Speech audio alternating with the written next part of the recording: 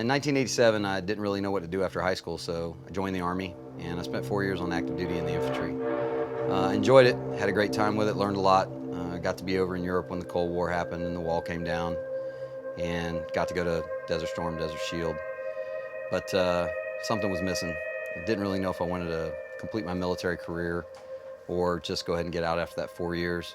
Ended up talking to a guy that asked me to go over to Special Forces, said that would probably be a good fit for what I did. And sure enough, it was definitely the home I was looking for.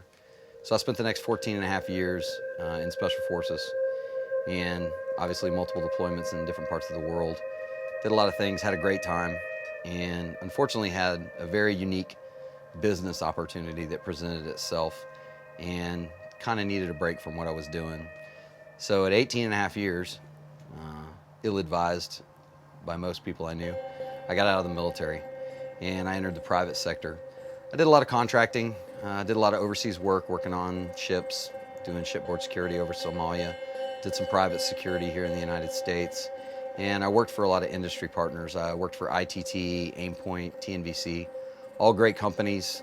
Got to meet a lot of people in the industry, got to meet a lot of other trainers, and I got to continue shooting with some of those trainers. As I developed through that career as a civilian, I ended up wanting to get more back into the training arena.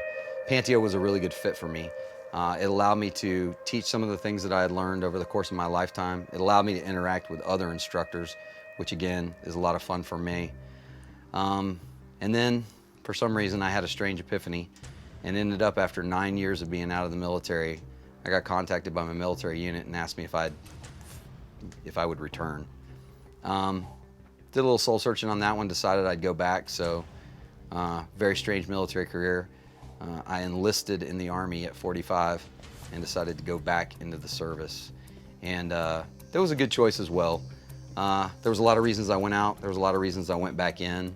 I was happy about both choices. I was happy about both of them turned out. So now I spend my time hunting and fishing, trying to work with my family. I like to gator hunt a lot, I like to archery hunt a lot. Spend a good amount of my time chasing things around with a bow. Do some rifle shooting as well, but the archery is really what appeals to me. Do some fishing with my brother, got a nephew coming up, love him. So we do a lot of family things, but it's always geared to outdoors. You know, and it's funny, I look back and I kind of equate my success through the Special Forces world, and even my successes through life, is really having that strong bond in the family and being able to come up doing things in the woods, doing things in the outdoors, being a specialist at living outdoors. You know, transition to a military life, doing that was easy for me. It's not something I had to learn. It was just like I was at home. So it was easy for me to find a home in the military that way. But I've enjoyed everything I've done. Look forward to everything I might still get to do. And I'm enjoying teaching and training. You know, one of the common questions I get, because I had such a long break in service, is, you know, starting a career in '87 and then in 2005, and then beginning it again in 2014. A lot changed in the world. A lot changed in geopolitical situations all over the world and different things that we affect. Deployments are different, equipment's different, fielding's different. You know, but it's interesting because at the very core of what we do, or what I did, it's all kind of the same. Enemies change tactics, enemies change locations, enemies change their face. But actually what they do is no different. At the heart and soul of the military, and whether that's any branch of the military or the ones I served in, the people stay the same, and the soldiers stay the same, and the Marines stay the same, airmen. Everybody has that same dedication to country. Everybody has that same dedication to duty. And we do some of the things that are difficult. We don't look at it that way. We look at it as, well, it's just another job. That's our job. We would prefer to be doing that than almost anything. So a lot of changes in the peripherals of what happens. But in the general scheme of what we do, it's just business as usual. So when I came back, I had to decide a couple of things. One, was I going to go back? The second one was, at my age, how long do you stay?